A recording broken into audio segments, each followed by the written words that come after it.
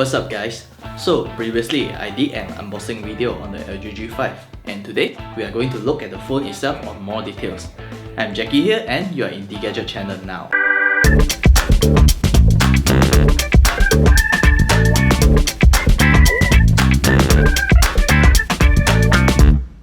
Before I start my review, probably you should check the box here to see what's topic you are interested about the phone so that you can click on it and jump forward to it. Okay, take your time, I'm waiting. Maybe I should grab my lunch now. You make up your mind? Okay, I'm going to jump towards the review straight away now. So here's a quick introduction on the LG G5. The G5 received a major change in LG flagship in terms of design. So instead of using the cheap plastic and also leather-like design like the previous LG G4, the G5 received a major treatment which is full metal body, while it keeping fans' favorite features which is the removable battery and also micro SD slot. I'll jump into the removable battery in the next section. The LG G5 is a beautifully designed phone. It was built with metal. You can see a slight curve on the glass on top of the phone. The phone feels so smooth and eye-pleasant to look at. The downside of the new design? Well, it lack of premium feel because LG decided to use thick layer of primer paint mix to color the G5. It doesn't feel cheap, just not premium due to the finishing. The front screen consisted 5.3-inch display, featured by always-on display. The features allow the phone screen never goes to sleep with the time, date, and notification icon visible when the phone is off. Those features is useful as you can check all those notifications that I mentioned earlier without waking up the phone. However, the battery life is questionable as LG claimed that it drains 0.8% battery each hour. I actually turned it on for the first few days and later I decided to turn it off and proven the battery life is indeed better. One of the disadvantages of the always on display is it wasn't bright enough like the AMOLED screen. The volume rocker has shifted to the left side of the frame. I felt it's easier to use, especially when your phone flat laying on the table. What's left on the back now is the back-facing power button, double as fingerprint sensor. There are major complaints about the sensor being too small, but it doesn't seem to concern me as it unlocks my phone very quick and accurately. But of course, it will be troublesome for people who put their phone on the desk all the time, as they need to pick up the phone to unlock it using sensor at the back. Typing password isn't that fast either. Move on. On the back of the phone, you see the G5 dual camera as well as the LED flash and laser autofocus. It's sizable presence and look ugly for some people who prefer clean looking design. On top of the phone, you got mic, infrared blaster, and also 3.5mm headphone jack. Well, you got a mono speaker at bottom, USB-C port, and also another mic.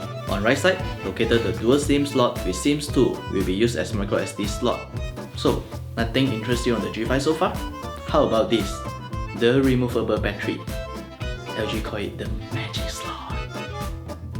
To remove your battery, just press on the button on the left side of the phone and pull it out. Ta-da! The 2800mAh battery reveal. The design is brilliant and of course, it wasn't named as Magic Slot for nothing.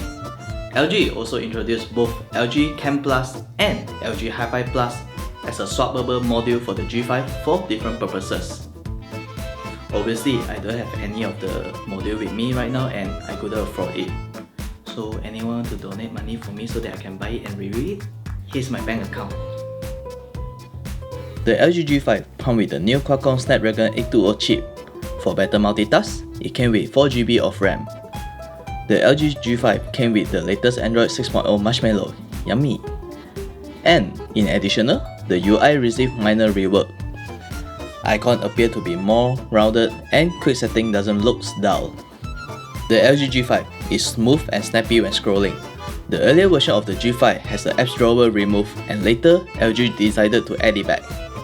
Now, under the setting option, I can choose which home launcher I want to use, the usual Android style or iPhone style. One of my favorite features in the G5 user interface, the ability to change icon design. At the instant, this ugly Instagram icon. What you need to do, just hold and press the icon you want to change and click on the brush icon on top. Then you can choose to change the icon, be it from the default preset or from your own image. And surprise!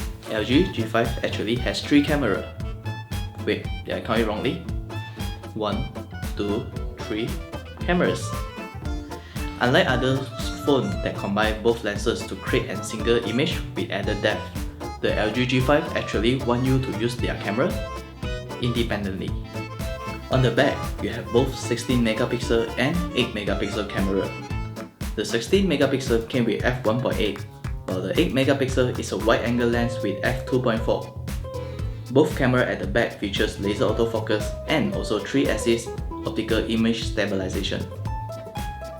It is easy to switch both camera on the camera menu by tapping into the rectangle with 3 icons. Despite the 8 megapixel feel inferior due to lower megapixel and also aperture, this is actually the best part ever in the camera and easily become my favorite. It has 135 degree field of view where it easily to capture everything you see and more. Of course, in comparison, the main 16 megapixel still provide better image quality. It is more vibrant and sharper compared with the 8 megapixel. Despite come with the laser autofocus speed, the camera still struggles when focusing in low light. It's painfully slow but accurate. Not to forget the 8 megapixel front-facing camera for selfie purposes. Too bad it doesn't provide the same expanded field of view. Here's the quick look on the camera interface. It's easy to access and use. Not to mention, it came with 3 simple interfaces: Simple, Auto, and Manual. Under Manual, you can control almost everything like a professional camera, which included ISO, shutter speed, white balance, and you can even shoot RAW with it. As for the battery life, I'm actually a very heavy social media user and a very light gamer as I only play game during my lunch break. So despite the battery is 2800 mAh size, it actually can last me a whole day before the end of evening as I unplug my phone at 8:30 in the morning before I go to work. So the only problem I'm facing on this phone is the USB Type-C cable because the LG G5 is my first and only smartphone that using this type of cable. So I need to bring the cable to anywhere I go for the power bank and also data transfer. I guess it is advisable to get an extra cable like which USB Type-C before the one and only cable you had decided to wear off or break down. That's all my review for the LG G5. Thanks for watching this video, and once again, don't forget to like this, share this, and subscribe this. I'll see you in the next video. Peace!